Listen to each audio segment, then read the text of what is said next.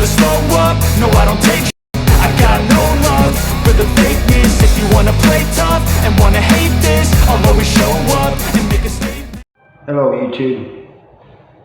Somebody wanted me to talk about the changes I saw when I got out, released from prison. And I think I kind of covered that before, but not real well. So I'll do that today. But first, if you're new, subscribe, share this video, hit that like button, notification bell. Let's get into this. When I first got out, before I got out, like the last day, it seemed like it took forever. Actually, when I found out I had a date, the next 16 months went by real slow.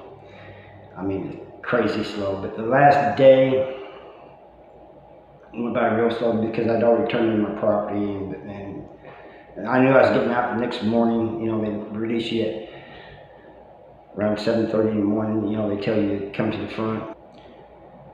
So that, you have all kinds of emotions. I was nervous, happy, excited, all kinds of things. You can't help it. So anyway, I get out, and it was kind of funny because everybody wanted to show me everything. They wanted me to try different foods and stuff.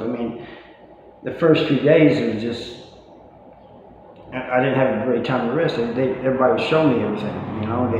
Hey, have you been here? Have you tried this? Have you tried that? I was in prison 29 years. There's things that came out while I was in prison that wasn't there. Different foods. They wanted me to try. Some of them I liked, some of them I didn't. But I'm sorry for this echo because all these rooms are empty and we're redoing and everything. And they took me different places. Like Bass Pro in Springfield. When I went to prison, it was a real small thing, and now it's just huge. I couldn't believe it. So I went to prison in '87, so there was no internet, like what now. Phones were landline, pay phones, in street corners and stuff. So if you wanted to make a call, you either had to be at home or sometimes in like a bar or business place that they'll let you make a phone call. Or there was payphones everywhere. And I still see one once in a while, but I think they were mainly just for looks, And or try to use one and see if it works. So the internet, in prison I had TV, so I kind of kept up on the different things that come out, the video games, the internet, and this and that, but I really had no clue of what it really was. I had an idea, but I really didn't have no clue. They give me a phone. And it's funny because they give me the phone and they say, oh, let me show you something. And they take it back and they show me something like on Facebook or something, and then they hand it back. I'd barely have time to do what they was showing me, and they were showing me something else, So it was kind of amusing and kind of annoying. It was almost like they was excited about me being out as I was getting out, And then the stores, let me give you a good example here, like Walmart's. You go to Walmart, before I got incarcerated, they had these signs hanging and they was all like cardboard, paper, whatever, signs, and now they're electronic. Same way at the gas station. They used to have to change the prices. That was up on these high poles with a long pole, and they'd reach up there and change the price of the gas, And now, in most of them, it's done electronically. So just imagine the price of gas change. You go out there and this long ass pole and sticking it up there. And I've seen a couple places where they still do that, but I'm thinking, why don't you change it to electronic? Before I got incarcerated, like people in my town never lock their doors. And many times they didn't have curtains covering the windows. They had curtains, but you could still see in the windows, you know. Now everybody pretty much locks their doors when they leave. The curtains are closed, you can't see in, you know. I mean, not that I'm trying to see in, but I mean, I'm just telling you the way it used to be, you know.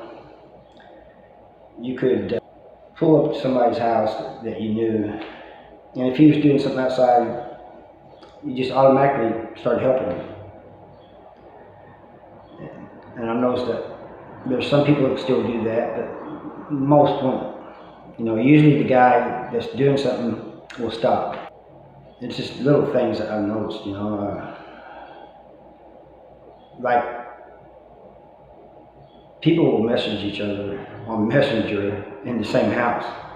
My neighbor, I'll go across the street to talk to him. And people say, well, why don't you just message me? Because I'm used to talking to people face to face, you know.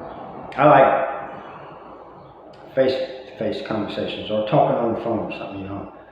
This message and stuff, you know. I do message people, but it's usually those who are a long ways. But if somebody's just like across the street or in the same house, I'm not going to message them, you know. I did it a couple times as a joke, but being serious, no, you know. You know, if you're my neighbor, you know, I'll go over and knock. Or if you're outside, I'll go over and talk to you. You know, if we get along like that, you know, I very rarely will I message you. You know, and it doesn't bother me when they do the same to me, you know. But like, especially young people, they don't understand it. You know, it's like they can't get off the phone.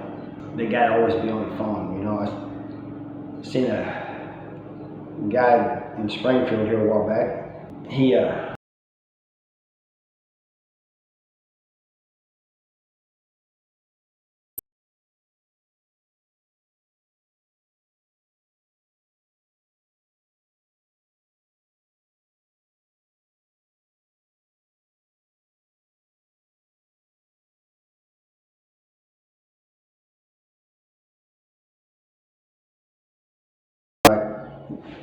so somebody you know get along with, say hey, you know, whatever you want to say to them, and they're like so stuck on the phone that they don't even hear you. So you kind of hey, and then they're like, what? You know, little things like that. You know, I've noticed that people in stores. When I first got out, I thought that it was on purpose, you know, and you know, I just came from the penitentiary, and like if you're in they do it in vehicles too,